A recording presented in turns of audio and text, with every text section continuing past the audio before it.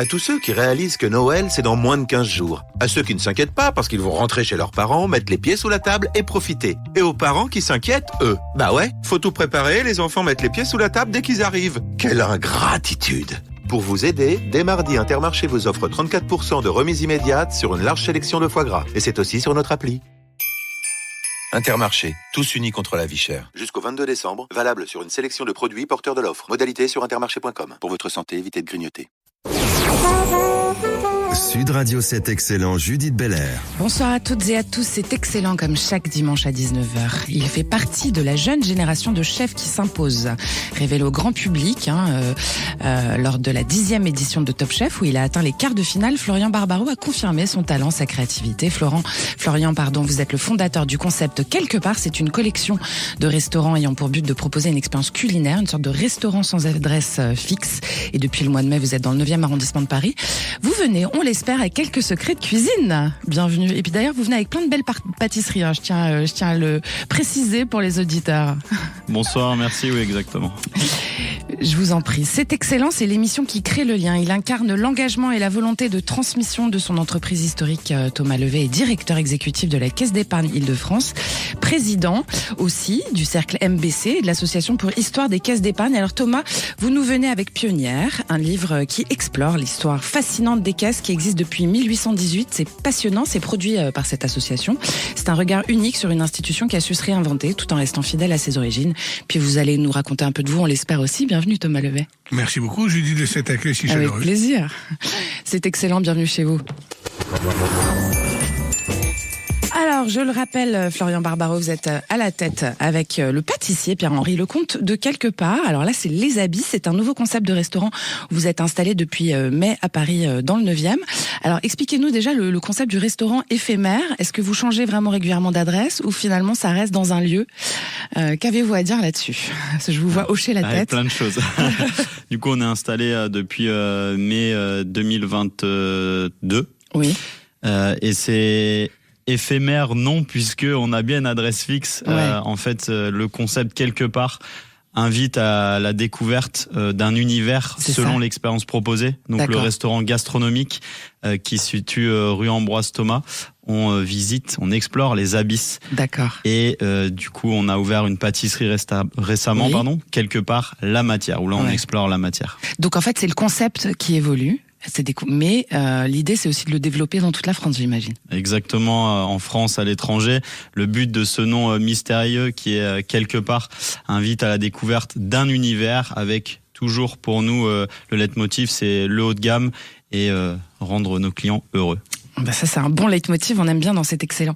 Alors c'est un espèce de lieu indéfini qui laisse place au mystère. C'est une expérience immersive, ce que vous dites, et unique d'ailleurs. Un restaurant gastronomique, vous l'avez dit, qui nous plonge dans les abysses. Alors c'est en 6, 8 ou 10 paliers, c'est-à-dire des plats, c'est ça, des expériences à chaque fois. Exactement, on est vraiment dans une immersion, mais une immersion douce.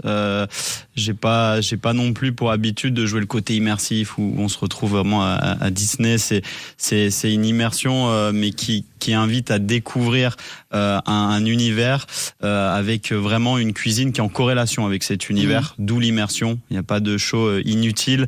C'est une immersion sensorielle, quoi, en fait. Oui, j'ai envie de dire sensorielle, mais aussi où vraiment...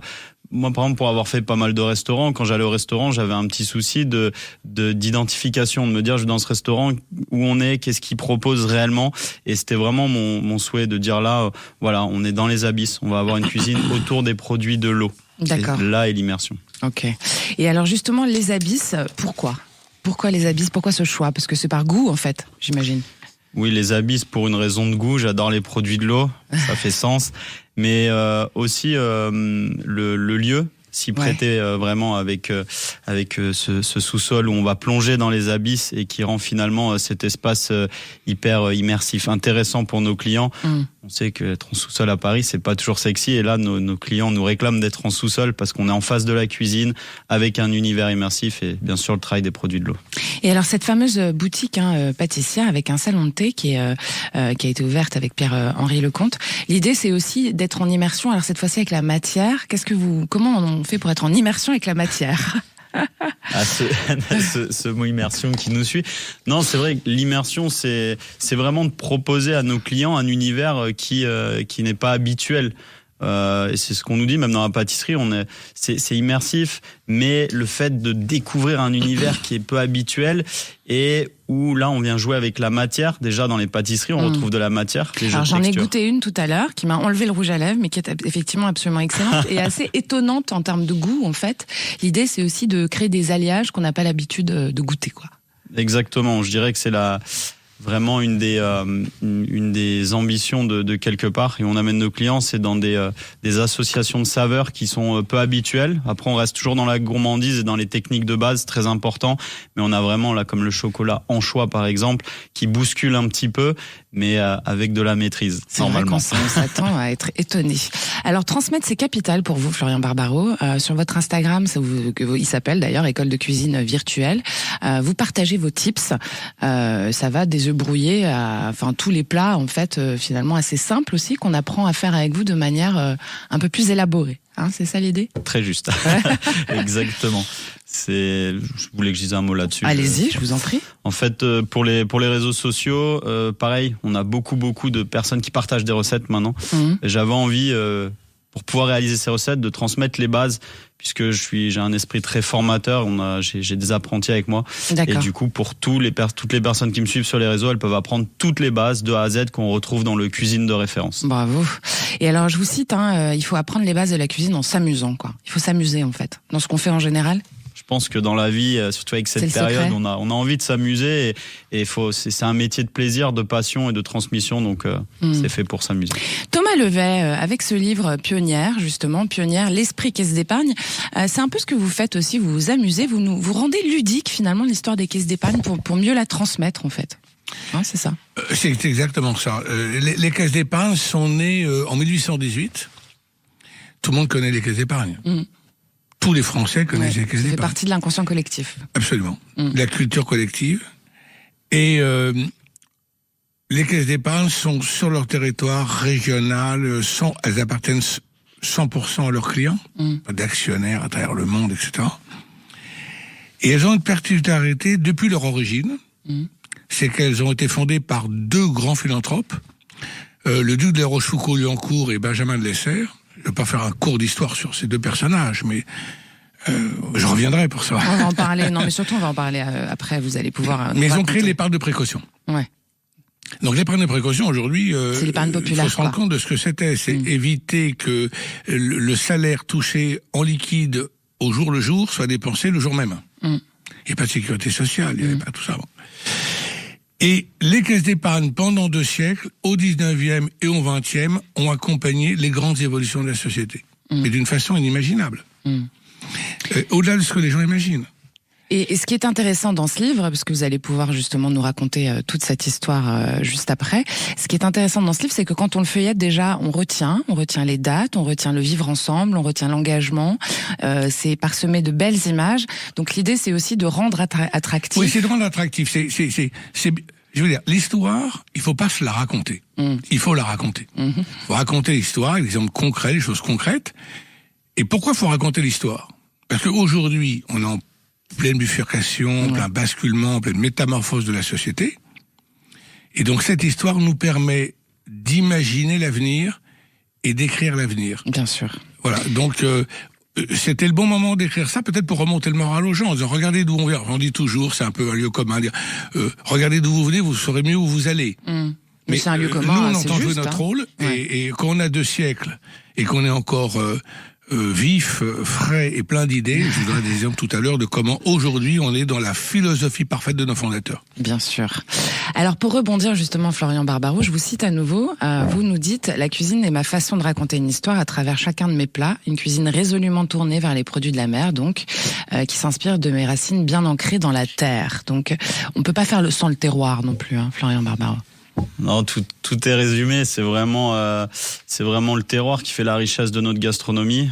Et qu'on soit à Paris, qu'on soit en Bourgogne, à Grenoble, en Alsace, on a un terroir riche et absolument exceptionnel en France. Et il faut savoir en profiter. Et en fait, on est vraiment au service de nos producteurs et on doit rendre les produits encore encore plus beaux qu'ils ne le sont, et pas besoin d'aller se servir ailleurs ou forcément. Vous êtes en direct avec les producteurs, ou vous travaillez, comment vous les choisissez? C'est une histoire d'amitié aussi, on imagine?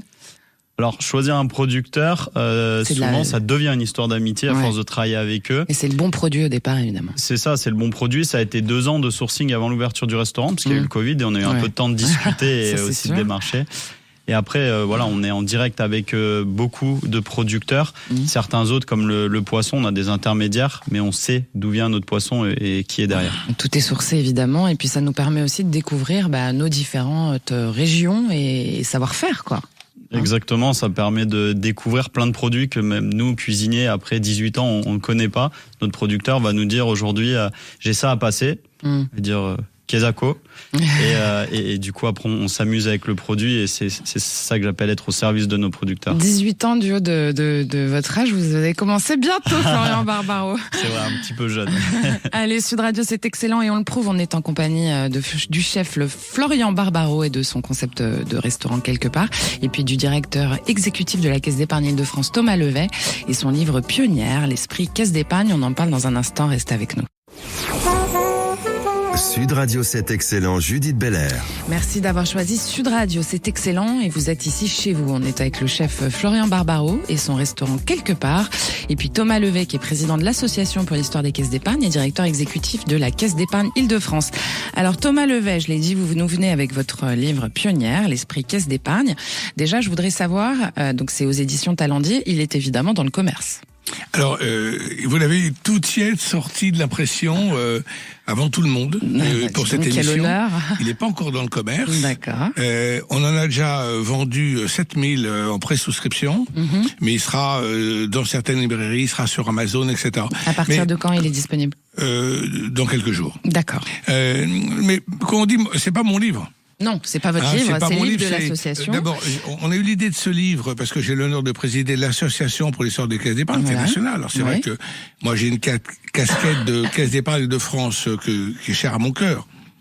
Je suis rentré par hasard pour 3 mois, ça fait 40 ans que j'y suis. Cette extraordinaire entreprise. Mais je porte là aussi la casquette de toutes les caisses d'épargne de France et de Navarre, j'ai envie de dire. On a quand même 15 grandes caisses régionales qui ont toute leur histoire, dans la même philosophie, dans le même ADN. Benjamin Lesser et le duc de Rochefoucauld-Liancourt ont créé la caisse à Paris, les premiers. Ils ont été imités ensuite par d'autres et portés par des personnalités de premier plan. Lamartine, Jules Verne, Rostand, etc. Bon, on en reparlera tout à l'heure. Alors ce livre, j'ai pas fait tout seul, je dis, je l'ai fait avec les éditions Talendier. Oui. Et avec, entre autres... Vous êtes un comité éditorial, en fait. Un comité éditorial, avec des représentants d'un peu toutes les caisses d'épargne. Vous avez aussi une très belle préface de Franck Ferrand. De Franck Ferrand. Vous voulez que je cite les gens du comité? Non, mais surtout les gens du comité, vous pouvez les citer, mais je voudrais parler de Laure de Lambie. Laure de Lambie, elle est l'historienne des caisses d'épargne. C'est un puits de science. Elle m'a fait réviser avant de venir à l'émission. Elle m'a dit, n'oublie pas de dire ci, n'oublie pas de dire ça, etc. Mais donc voilà, on est plusieurs. On a eu l'idée de ce livre. On disait tout à l'heure pour raconter l'histoire sans se la raconter. Et elle est belle et elle va très au-delà de la création de l'épargne populaire. Le logement social, c'est les caisses d'épargne. L'hygiène des bains-douches, c'est nous. Alors, on apprend donc justement que ces caisses d'épargne, elles existent depuis plus de 200 ans. Donc vous l'avez dit, elles ont été créées en 1818 par les philanthropes Benjamin de Lesser et François de la Rochefoucauld. C'était sous l'égide de Louis XVIII qui a signé le papier. Donc notamment pour lutter contre la pauvreté au départ, des classes populaires, pour leur montrer comment on met de l'argent de côté, comme vous l'avez dit tout à l'heure, c'est-à-dire arrêter de dépenser le salaire du jour. Et alors, ce qui est intéressant, c'est ce concept de l'épargne populaire de précaution qui est aujourd'hui toujours en cours, qui est aussi à la pointe de l'innovation actuellement. Donc vous tracez vraiment un lien entre cette histoire et ce qu'on vit aujourd'hui, comme vous l'avez dit tout à l'heure. Et ce qui est intéressant, c'est que finalement c'était une idée qu'on n'avait même pas à l'époque de mettre de l'argent de côté. C'était des idées révolutionnaires.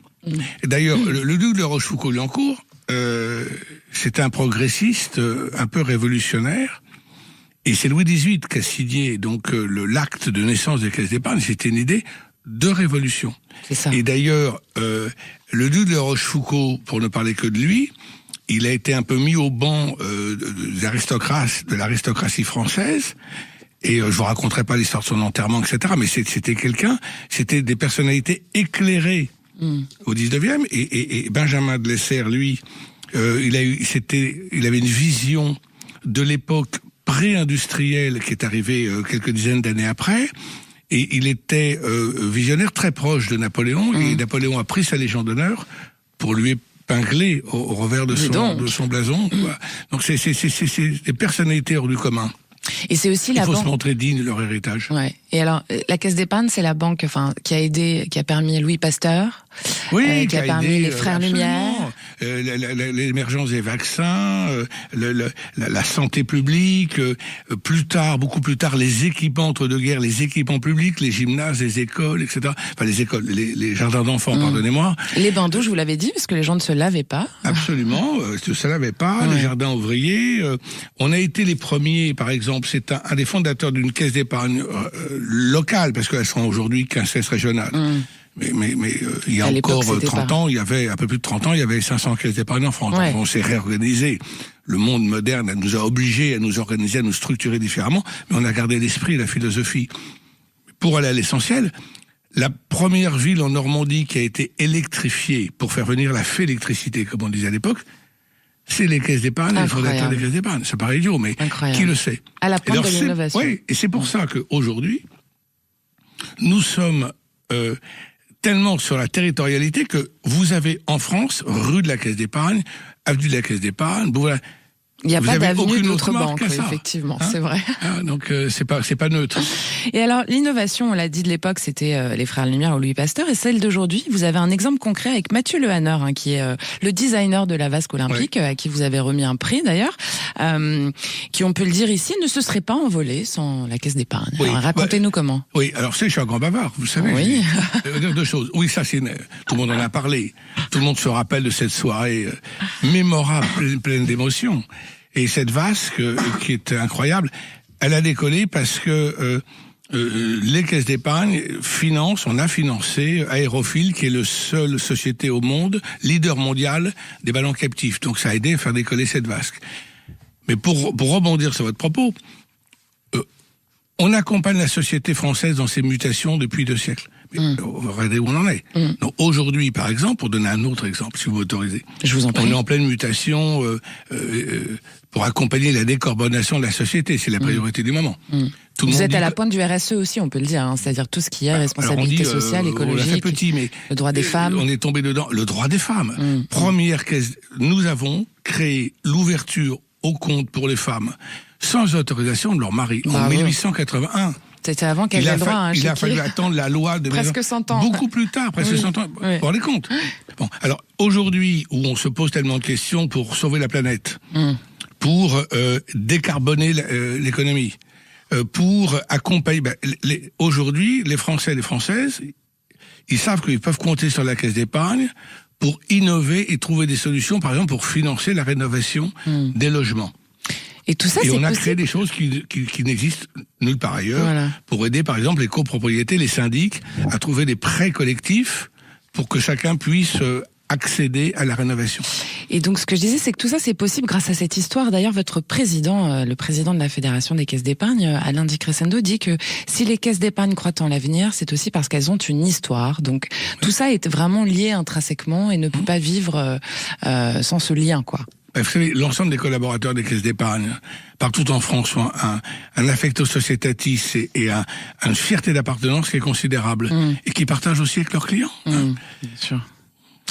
Florian Barbaro, lier la tradition, l'innovation, comme ils le font à la Caisse d'épargne, c'est quelque chose qui est au cœur aussi du métier de chef, puisque vous répétez des gestes qui sont ancestraux, avec des produits que vous assemblez de manière innovante et puis aussi des concepts.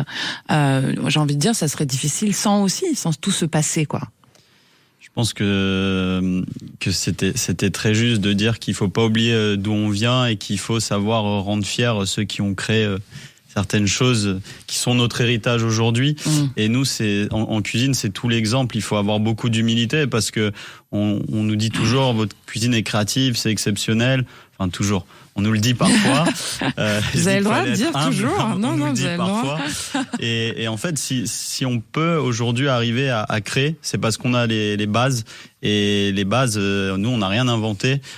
On a juste travaillé à l'école. C'est ce que je fais sur mes réseaux. les bases, mes réseaux perso, et le restaurant, le Instagram quelque part, les abysses ou la matière, montre beaucoup d'innovation. Mais du coup, on allie toujours l'innovation avec des bases solides. Et du coup, Thomas Levet, il y a aussi le sujet du Made in France, hein, pour rebondir sur ce savoir-faire ancestral que perpétuent nos chefs, puisque vous, il y a le soutien aussi de la politique du soutien du savoir-faire français, de son excellence, aussi à travers la réindustrialisation. Thomas Levet, c'est un sujet important à la Caisse d'épargne. Oui, c'est important. Nous, on est très proches. On a tout type de clientèle, parce que c'est vrai que dans l'inconscient collectif, les gens disent Caisse d'épargne, livret A. Mais non, Caisse d'épargne, grande banque universelle sur tous les métiers. Chef, on finance des gens comme vous, beaucoup. Et j'espère que vous êtes client de la Caisse d'épargne. Peut-être un projet bientôt. De la Caisse d'épargne, sinon vous le savez. Malheureusement, ils m'ont refusé mon prêt, donc je suis pas client. Il faudra qu'on en reparle. On en reparlera. C'était malheureux. L'émission qui crée le lien. Je suis allé directement vers la Caisse d'épargne. Ils m'ont dit non, j'ai dû capituler. Mais vous voyez, on se rend plus fort de ses erreurs. Et je ferai tout pour que vous veniez chez nous, parce que je connais la réputation de la qualité de votre cuisine, et le footballeur que vous vouliez être a été encore plus brillant. Vous êtes bien renseigné. J'ai fait mes fiches. Très bien, j'ai vu ça, très bien renseigné. Non, mais ce que je veux dire par là, c'est que, mais je parle sérieusement, il faut absolument que vous veniez à la Caisse d'épargne, c'est la banque qu'il vous faut. Mais on aide, pour répondre à Judith, on aide beaucoup les entreprises, le développement, etc. et sur l'ensemble des territoires, et d'ailleurs, on est labellisé d'une façon ou d'une autre. Il y a plusieurs labels qui existent pour montrer la solidité de notre façon de faire. C'est pas une posture superficielle. Eh bien, écoutez, c'est excellent ce soir. Vous l'avez bien compris, chères auditrices, chers auditeurs. On est sur Sud Radio. On vous revient avec l'ancien top chef, mais qui est aussi un grand chef, Florian Barbareux, qui est à la tête du restaurant quelque part dans le 9e à Paris, puis le directeur exécutif de la Caisse d'épargne Île-de-France. Thomas Levet et son très bon livre Pionnière, que je vous recommande, qui sort très très bientôt. Surtout, restez connectés. Puis nous, on se retrouve après une courte pause. À tout de suite. Sud Radio, c'est excellent, Judith Belair. C'est excellent sur Sud Radio, l'émission qui crée le lien, ce que nous faisons avec plaisir ce soir avec Florian Barbareux, qui est chef et qui est à la tête des restaurants quelque part, et Thomas Levet, qui est directeur exécutif de la Caisse d'épargne Île-de-France et qui nous vient avec son livre Pionnière, l'esprit Caisse d'épargne, que je vous recommande, qui sort très très bientôt chez Talendier. Alors, Thomas Levet, plein de chapitres très intéressants dans ce livre. Alors déjà des dates clés aussi, donc on apprend vraiment toutes les dates importantes qui ont créé en fait l'histoire de la Caisse d'épargne, notamment par exemple la Caisse d'épargne scolaire. On apprend que il y avait des écoles communales. Il y a un instituteur en 1834 en fait, qui ouvre au sein de l'école communale une caisse destinée à recevoir les petites économies des élèves. Absolument. Donc ça allait loin jusque. C'était intelligent d'ailleurs. Il a fait des petites tirelires. Voilà, c'est ça. Tout à fait, absolument. On avait fait au moment du bicentenaire en 1818. Il n'y a pas eu beaucoup de films. On a fait un docu-fiction réalisé par l'équipe de Ligne de Front avec Bernard Lavillardière et Philippe Tourangeau, qui est un bon cinéaste, qui racontait un peu cette histoire en images. On avait travaillé aussi avec Gonzague Saint-Brie, notre regretté Gonzague. Oui. Et on voyait cette image, justement, de l'éducation financière qui commençait aussi par là. Absolument. Mais c'est juste une chose, je dis, c'est que ce livre, on l'a pas fait en chronologie de 1818 à nos jours. Non, du tout, c'est pas on l'a fait par thème. Par thème, exactement. Pour montrer finalement les sujets. Par exemple, le logement social. Ça s'appelle Pionnière parce que les caisses d'épargne sont donc pionnières dans les évolutions de la société. On a créé le logement social, on explique comment on a créé le logement social, comment on l'a accompagné, où on en est aujourd'hui et où on va aller demain. Et alors, vous avez un exemple très concret là-dessus. Par exemple, la Monticole à Marseille, où il y a 36 logements sociaux qui ont été construits. Oui. Donc, vous investissez directement, en fait, au cœur des territoires pour aider les gens. Au cœur des territoires. Mais c'est ce que je disais tout à l'heure, on discutait à la pause. La particularité des caisses d'épargne, c'est qu'elles sont sur leur territoire. Ancrage territorial, c'est pas une posture, c'est une réalité, et que 1 euro collecté sur le territoire est redistribué sur le territoire. C'est des circuits courts. Ça fait pas des circuits longs comme les grandes banques. Non, mais c'est à la mode maintenant par les circuits courts. Mais nous, on le fait toujours. Circuit court de l'argent, c'est vrai que ça paraît idiot, mais je vois beaucoup de confrères, concurrents et amis qui font de la publicité, nous, peut-être qu'on n'en parle pas assez bien. Et peut-être que ce livre va servir aussi à ça, pour rappeler les fondamentaux. Alors, les valeurs d'entraide et de solidarité qui sont portées par les caisses d'épargne dont nous parle Thomas Levet depuis tout à l'heure, Florian Barbareux, sont des valeurs que vous soutenez en cuisine, en salle, dans votre métier, j'ai envie de dire toujours, quoi. C'est très important et c'est très inspirant. On voit que malgré les secteurs différents, on a beaucoup de points communs. Ce côté pionnier, j'espère que je l'aurai un jour. Ouais. Mais ce côté solidarité, c'est pour moi. Vous parliez du footballeur que je voulais devenir. J'en étais loin. Mais voilà, il y a cet esprit d'équipe en cuisine et il y a aussi cette bienveillance qui s'oublie, qui sait beaucoup oublier et qui est très importante pour moi et pour nous jeunes chefs. C'est-à-dire qu'un apprenti ou même un collaborateur, il doit d'abord prendre du plaisir. Et en plus, s'il prend du plaisir, il fera du meilleur travail. Bien sûr. Et en fait, tout le monde est gagnant. L'état d'esprit dont nous parle Florian Barbaos, c'est un état d'esprit qui est à la Caisse d'épargne aussi. C'est-à-dire que vos collaborateurs, c'est très important qu'ils soient engagés par plaisir aussi dans leurs actions, dans leur métier, dans leurs responsabilités. Mais c'est très important ce que vous dites là, Judith, parce que les gens ont besoin de sens aujourd'hui. Et vous voyez, quand vous recrutez des jeunes collaborateurs, c'est pas le poste salaire, le contrat synalagmatique comme on le connaît. Ils veulent savoir quelles sont les valeurs de l'entreprise, quelle est sa culture, comment elle étudie la société, comment elle essaie de lutter contre le changement climatique, et donc nous là-dessus. Vous êtes assez bon, voilà, on peut le dire. J'ai envie de dire, les écureuils ne sont pas écureuils par hasard. Voilà. Je vous raconterai tout à l'heure, si vous êtes sage, l'histoire de l'écureuil. Ah, vous voulez pas me la raconter maintenant alors? Je vais la raconter maintenant. Allez-y. Elle a senti mon envie. Hein. On a été sages, très rapidement.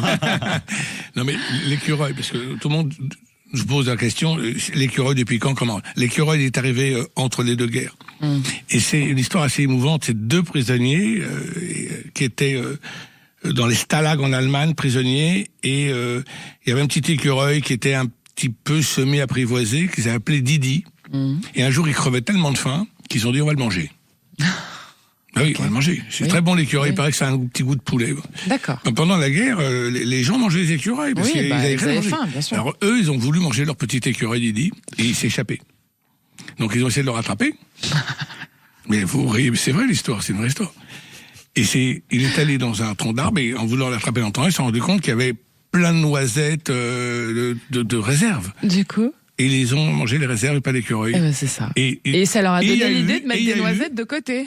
Non, ça c'est la vraie histoire. Ouais. Il y a eu un concours de contes, raconter l'histoire et tout. Et donc, ce prisonnier a participé au concours, il a gagné le concours, il a raconté l'histoire de Didi, et c'est devenu la mascotte des caisses d'épargne dans les années 50. C'est génial. On adore cette histoire. Je suis content de le savoir. En vrai, on se pose vraiment toujours la question. Voilà. Ouais. Et c'est une belle histoire. Ouais, c'est très émouvant, je trouve. C'est vrai. Et d'ailleurs, ça m'a fait sourire. Vous m'en voudrez pas trop, hein, Thomas Levet. Florian Barbaos, j'allais vous demander ce que vous inspire, quel plat vous auriez, quel menu serait inspiré de l'histoire des caisses d'épargne si vous jouez. Un écureuil. J'ai jamais cuisiné l'écureuil. Du coup, Un ragoût d'écureuil. Du coup, est-ce que vous avez justement un plat à base de noisettes? Qu'est-ce que vous auriez comme idée, comme ça là, à nous raconter? À base de noisettes, faites-nous saliver un peu. C'est très simple. En plus, je vais pouvoir avoir un peu aussi ce qui est l'historique du coup de cette belle banque, c'est le côté pionnier. Donc je vais parler de mon plat signature, où en fait c'est un travail autour du homard et du riz de veau qui sont associés, ce qui est pas souvent le cas. C'est pas évident toujours, oui. Et le côté pionnier, j'ai eu la chance pendant Top Chef de croiser mon chef préféré, qui est le chef Gagnère. Ouais. Et en fait, j'ai fait une sauce civée, mais de la mer. Donc, sauce civée, cette sauce très olfactive, très puissante, faite à partir de carcasses de gibier. Là, j'ai faite à partir de carcasses de homard très réduites. Et donc, cette sauce très réduite avec l'homard, le riz de veau et les noisettes arrivent. Ah, les noisettes. Les noisettes. En fait, on est sur une croûte de nougat à base de noisettes, d'amandes. Et cette croûte de nougat, c'est une réduction de jus d'agrumes, gingembre et ail mélangé avec ces noisettes et ces amandes. Et donc finalement, on est d'accord que le secret d'un bon plat, c'est le produit, mais c'est aussi l'harmonie des saveurs. Parce que quand vous nous parlez de riz de veau et de homard, c'est pas toujours évident. Donc on imagine que vous essayez plusieurs fois avant d'y arriver déjà. Oui, j'essaye plusieurs fois et plus que l'harmonie encore, je dirais l'équilibre des goûts, parce que bon, oui, il faut trouver une harmonie, mais ce qui est dur et quand on a des associations avec beaucoup de saveurs, il faut avoir un vrai équilibre. C'est là tout ce qui est notre jeu et ce qui est intéressant pour nous jeunes chefs, c'est de trouver cet équilibre, parce qu'il faut toujours être dans la surprise, mais aussi dans la gourmandise, pas saturer le palais. Bien sûr. Thomas Levé, dans une banque ou dans une entreprise en général, j'ai envie de dire, les bons ingrédients pour construire un projet qui fonctionne sur le long terme, pour qu'une banque fonctionne comme ça pendant 200 ans, c'est quoi? C'est qu'elle est proche du peuple? Alors, avant de vous répondre, Julie, moi je vais dans votre restaurant demain, parce que le banque, j'ai gagné, c'est un très grand. L'autre jour, j'ai eu l'honneur de goûter un de ces plats qui était fait avec du homard, justement, que c'était absolument divin. Et là, moi, c'est une bonne référence, quoi. Moi, demain, je vais aller dans son restaurant. On va bien manger chez vous, Florian. La réservation est faite. On va fêter cette émission. Non, je vais vous dire, les réussites d'entreprise, quelle que soit la stratégie, c'est les réussites des hommes et des femmes qui constituent les équipes. C'est le collectif, c'est l'envie d'avoir envie, c'est foncer. Une entreprise peut avoir tous les meilleurs projets, toutes les stratégies. S'il n'y a pas les hommes, le collectif, la force, ça ne marche pas. Et ça, je suis absolument persuadé de ça. Et donc, on essaie d'avoir ce collectif et cette fierté aussi d'appartenance dont on parlait tout à l'heure. Et pour que le collectif fonctionne, il y a cette notion de confiance aussi qui est clé, que ce soit entre le client, la banque, le chef, son équipe, puis la cuisine, c'est pareil, j'imagine. C'est intéressant parce que je crois que c'est une des caractéristiques. Les gens ont confiance en Caisse d'Épargne. C'est ça. Les gens aiment la Caisse d'Épargne, on essaie d'avoir, bien sûr, alors, les clients sont de plus en plus exigeants, faut être à la hauteur, etc. Tous les jours, il faut innover et tout. On parle d'histoire, là. Mais on parle d'histoire pour mieux se projeter dans l'avenir. Il faut être digne de sa réputation. Mais les Français ont une image de la Caisse d'Épargne, l'entreprise à qui on peut faire confiance. Oui. Ils ont de l'affection, quoi, vraiment. Oui, c'est très fort, absolument. Et finalement, c'est aussi ça que vous tissez, Florian Barbaro, avec vos clients, c'est un lien d'affection, parce que j'imagine que les gens qui viennent déguster chez vous, puisque vous leur faites passer un excellent moment, ils ont envie de revenir et puis ils finissent par vous aimer, quoi. C'est vrai. Non, c'est vrai. Et inversement, d'ailleurs. C'est ce qui est très satisfaisant, et c'est pour ça qu'on a un des plus beaux métiers du monde, pour avoir la chance d'avoir travaillé pour les plus grands, vous avez fait Marc Eberlin ou Daniel Boulu. C'est vraiment des maisons de haute couture en gastronomie, mais où ils savent recevoir leurs clients comme s'ils étaient à la maison. Et c'est vraiment ce que j'inculque à mes gars en salle. C'est vraiment qu'ils puissent accueillir nos clients comme s'ils étaient à la maison, qui est ce côté famille et qui est ce côté le savoir-vivre, mais le savoir-recevoir aussi. Bien sûr, très important. Florian Barbaro, vous êtes donc à la tête de ce restaurant quelque part qui est dans le 9e à Paris. Et puis vous, Thomas Levé, c'est Pionnière l'Esprit Caisse d'Épargne que je recommande aux auditeurs, aux éditions Talendier. Et puis surtout, vous restez encore un petit peu avec moi parce qu'on n'a pas terminé. Et vous aussi, chers auditeurs, à tout de suite. Sud Radio 7 Excellent, Judith Belair. C'est excellent sur Sud Radio. Bienvenue si vous nous rejoignez. C'est presque la fin, mais pas encore. On est avec le chef Florian Barbaro et son concept de restaurant quelque part et le directeur exécutif de la Caisse d'Épargne Île-de-France, Thomas Levé, et son livre Pionnière, l'Esprit Caisse d'Épargne chez Talendier. Alors, Thomas, vous m'avez raconté hors antenne une petite anecdote sympathique que je vais quand même dire parce qu'on est à la radio, donc c'est important de la raconter. Que le premier spot radio qui ait existé, c'est le spot de la Caisse d'Épargne dans les années 20 et c'était sur la TSF. Oui, c'était sur la TSF. Ensuite, on est beaucoup présent aussi à la télévision, vous le savez tous, beaucoup dans le cinéma, plein de films. Vous-même d'ailleurs, vous avez joué dans quelques films. C'est une autre histoire, il n'y a pas que le football dans la vie. Peut-être que j'aurais pu être acteur. Non mais on peut dire aux auditeurs que vous avez joué dans des films de Claude Lelouch quand même. Oui, Claude Lelouch que j'admire, qui a 87 ans... est à une mentalité niaque, un dynamisme incroyable. Il a fait son 51e film. Il est l'histoire de 60 ans de cinéma français. C'est quelqu'un d'exceptionnel. Et j'ai l'honneur, il m'a encanaillé pour jouer des rôles... Je lui ai dit, je voulais pas jouer de rôle de banquier ni d'enfant de cœur, donc je joue des rôles un peu de salopard et tout, mais c'est marrant, ça change. C'est bien de voir qu'on peut faire aussi autre chose. J'avais pas cette info et je crois que je vais aller regarder les films. On va vous donner la ref. Mais par contre, je voulais juste dire une chose depuis tout à l'heure, c'est que bien sûr, j'ai eu l'honneur d'être à la Caisse d'Épargne de France depuis 40 ans, mais je suis là surtout avec ma casquette de président de l'association pour l'histoire des caisses d'épargne. Bien sûr. Je voudrais pas que mes petits camarades des autres caisses d'épargne de France disent « Ah là là, il parle que d'Île-de-France ». Pas du tout. Je suis très fier d'être partout sur le territoire. Mais du coup, comme on parle de vous maintenant, parce que on a envie d'en savoir un petit peu plus, Thomas Levé, rebondissons sur le fait que vous êtes arrivé très jeune à la Caisse d'Épargne, que vous étiez arrivé pour faire un stage de 3 mois. Je suis rentré pour 3 mois, ça fait 40 ans. Voilà. Et je suis venu par hasard, puis la caisse d'épargne, c'est vrai qu'à l'époque, c'était un peu... Voilà, j'ai pas forcément envie d'être à la caisse d'épargne. C'est pas forcément... Et puis voilà, et je me suis passionné pour cette entreprise passionnante. Bah c'est ça. En fait, finalement, c'est ça c'est ce qui emmène les gens, c'est de vous entendre en parler, parce que on sent que ça fait partie de votre ADN, votre colonne vertébrale. Ouais, c'est une partie de ma vie, et de ma vie professionnelle en tout cas.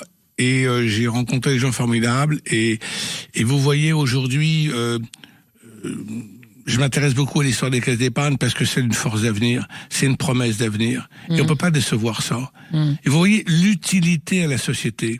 Le rôle d'un banquier, c'est être utile pour que un grand restaurateur, un chef puisse se développer. Vous allez l'avoir, votre emploi, Florian.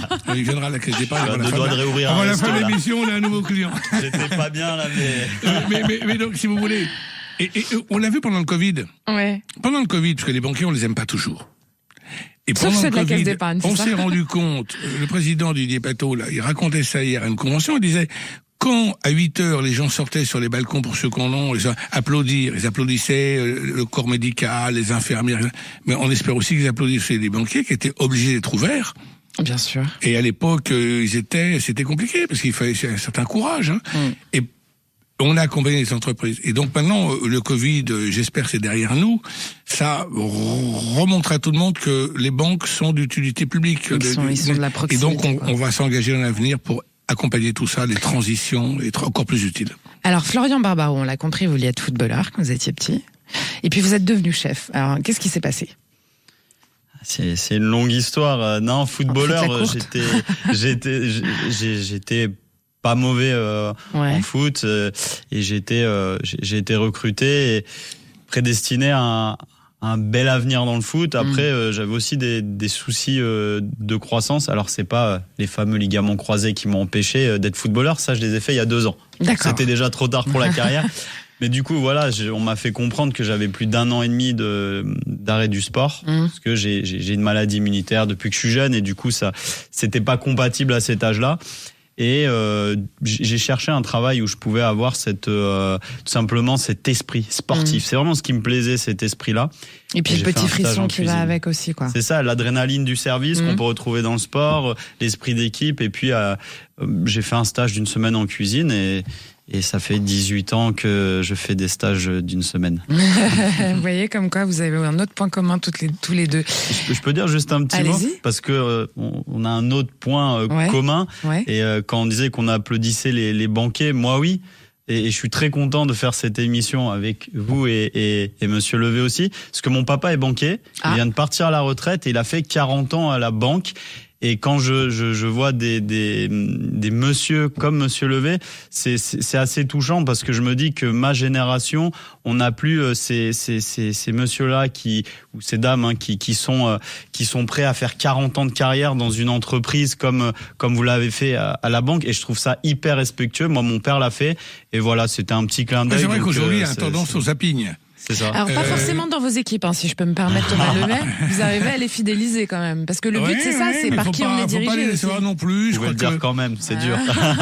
Mais on le disait tout à l'heure, Judith, vous disiez très bien, c'est les gens veulent être dans une entreprise utile qui laisse une trace à la société, et sinon ils s'en vont. Et c'est vrai qu'ils zappent et tout. Alors, est-ce que ça veut dire qu'il faut que je parte bientôt à la retraite pour faire comme papa? Je sais pas. Moi, j'ai pas du tout envie de partir. J'ai encore plein de choses à faire, mais c'est vrai qu'un jour, je laisserai ma place. Mais oui, c'est ça. C'est vous de la cuisine. Il y a un moment. Vous parlez de Claude Lelouch. Dit Claude Lelouch. Faut. Tout ce qui ne me tue pas me renforce. Donc vous voulez faire du football, vous n'avez pas fait de football, vous avez grand cuisinier. Ça s'appelle la résilience. Moi, peut-être que j'aurais pu être acteur de cinéma. Je suis pas un grand banquier, mais je suis passionné par ce que je fais. Vous êtes un bon acteur. Par ce que je fais. Voilà. Est-ce que l'un et l'autre, ce serait quoi la plus grande satisfaction que vous retirez de vos métiers respectifs, le Florian Barbaro? Ma plus grande satisfaction, alors ça va être peut-être bateau, mais c'est je suis quelqu'un qui a du mal à être fier de moi-même. Je veux toujours plus, j'ai cet esprit de compétition, mais c'est de voir mes proches qui sont fiers. Je suis quelqu'un qui est très famille, j'ai fait beaucoup de sacrifices. Je suis parti à 19 ans de ma famille, alors que je suis toujours très très proche.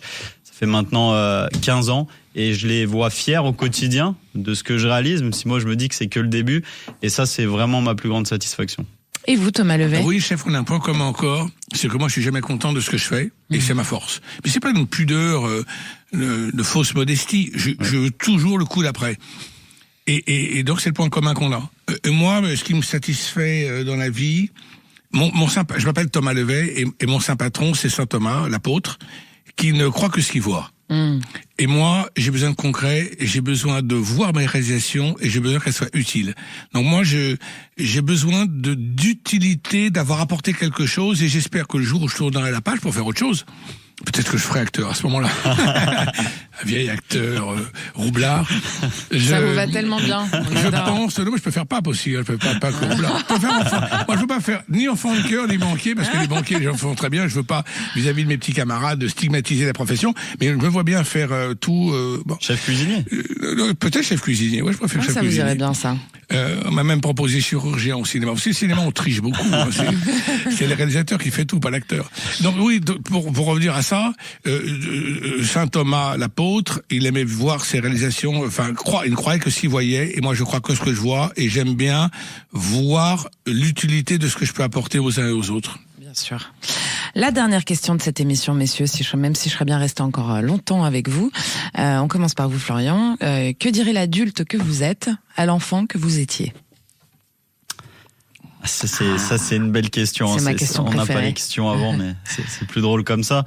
Non, l'adulte que je suis dirait à l'enfant que j'étais qu'il est fier de voir qu'il s'est servi de toutes ces difficultés et d'une enfance avec plein de pièges qui ont été mis sur son chemin pour aujourd'hui pouvoir relativiser et avoir la force d'avancer et de jamais en avoir assez pour avoir cette résilience de continuer et de peut-être faire du plus grand adulte de demain quelqu'un d'encore plus établi. C'est beau, c'est beau. Et vous, Thomas Levet, qu'est-ce que vous lui diriez à ce petit garçon? Voilà. C'est très très clair.